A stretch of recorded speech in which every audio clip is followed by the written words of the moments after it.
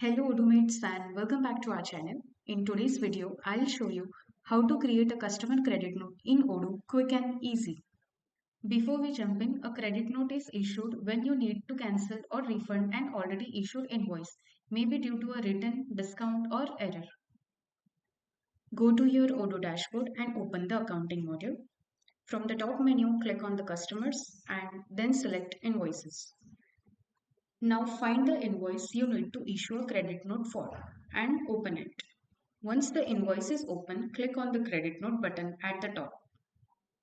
Enter a reason for issuing a credit note like goods return or rate difference. Odoo will automatically generate a credit note linked to the original invoice. You can edit it if needed. Finally, click on the confirm and post the credit note. And that's it. In just a few clicks, you have successfully created a credit note in Odoo.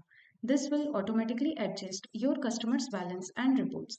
If you found this video helpful, don't forget to like, share, and subscribe for more easy Odoo tips. Thanks for watching and see you in the next video.